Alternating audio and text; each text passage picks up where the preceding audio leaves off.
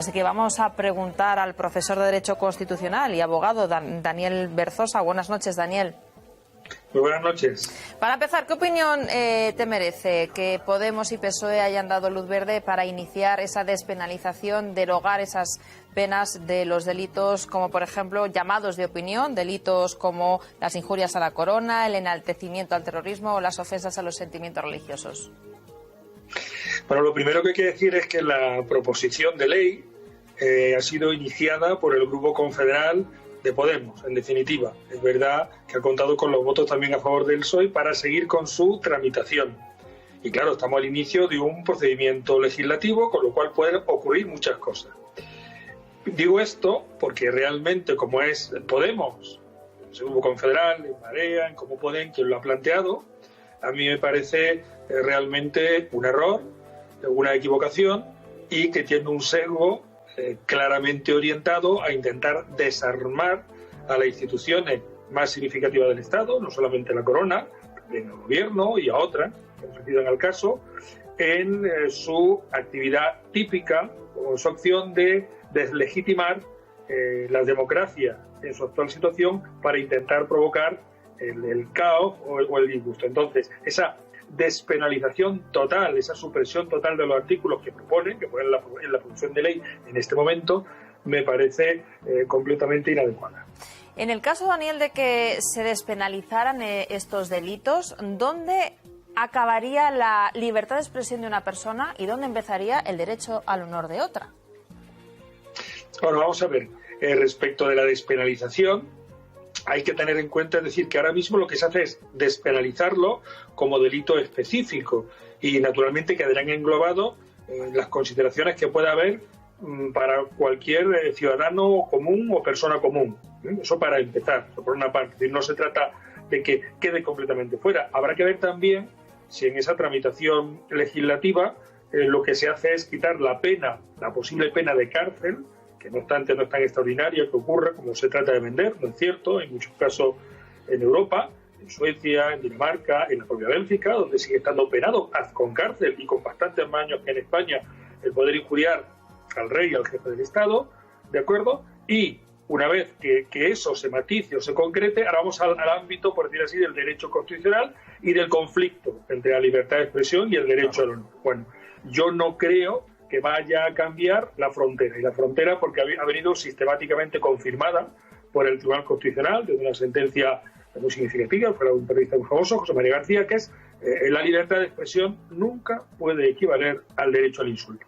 Por eso, Daniel, una cosa más. Daniel, te pregunto, ¿cuál es la alternativa a la despenalización de este tipo de delitos?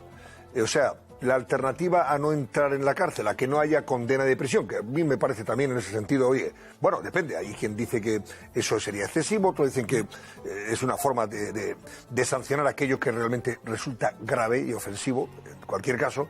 ¿Cuál es la alternativa que se puede plantear? Porque si tú despenalizas estos delitos, es como sacarlos del Código Penal, salvo que haya alguna sanción dentro. ¿Qué tipo de sanciones se podrían aplicar? No, la propuesta más intensa, por decir así, que es la que ha planteado Podemos y ahora mismo ha sido apoyada por el Partido Grupo Parlamentario Socialista, es la de suprimirlo como delito específico, pues claro, por decir así. Pero no va a desaparecer el delito de injuria y calumnia. O sea, que pueden injuriar a ti o me pueden injuriar a mí, y entonces, es decir, al igual que a cualquiera de nosotros se nos puede injuriar, sí, en este ámbito pues, ocurre con esas personas, con independencia de que sea pues, ni más ni menos que el jefe del Estado o el presidente del gobierno o de una comunidad autónoma o que sea la bandera de una comunidad autónoma o que sea la bandera nacional. Esa es una opción. Lo convierto, en su caso, en el tipo general.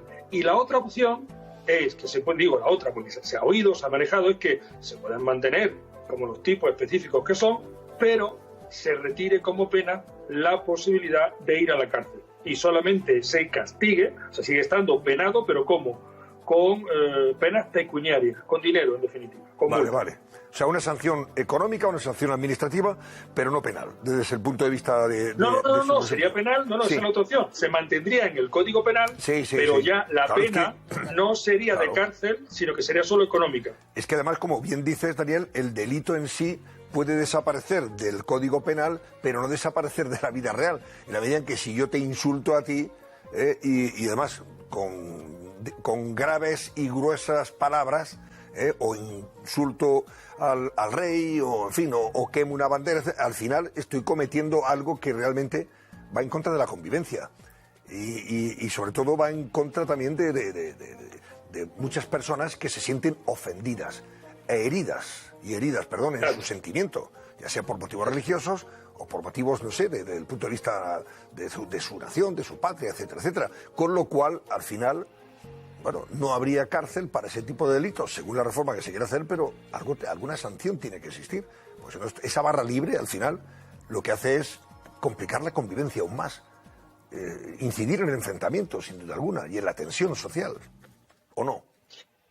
Yo así lo creo, efectivamente. Por ejemplo, lo que estabas comentando últimamente se acerca más al ámbito de los delitos, digamos, específicos contra los sentimientos religiosos, como has dicho. Yo creo que es realmente problemático el quitarlo, dejarlo con carácter genérico, porque además estamos viendo que socialmente, y salvo que yo me equivoque, sistemáticamente se dirigen contra un tipo de religión, no contra otro tipo de religiones. Y efectivamente ahí se puede llegar a un punto en el que puede haber pues ese dolor o esa herida y que por tanto afecta a la convivencia, efectivamente.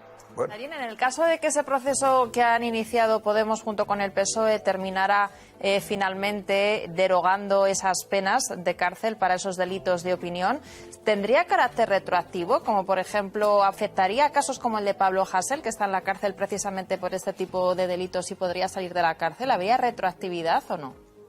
Sí, claramente.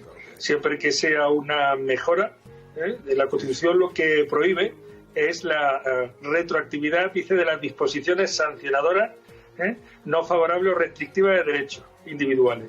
En el momento en que sea favorable, cabe la retroactividad. Efectivamente, su abogado pues lo solicitaría, lógicamente, como el de cualquier otra persona que estuviera en una circunstancia similar y que hubiera sido condenada si se aprueba antes de cumplir, en este caso, la pena de cárcel que haya recibido. Muy bien, Daniel Berzosa, profesor de Derecho Constitucional y abogado. Buenas noches y gracias. Muy buenas noches, gracias. Bueno.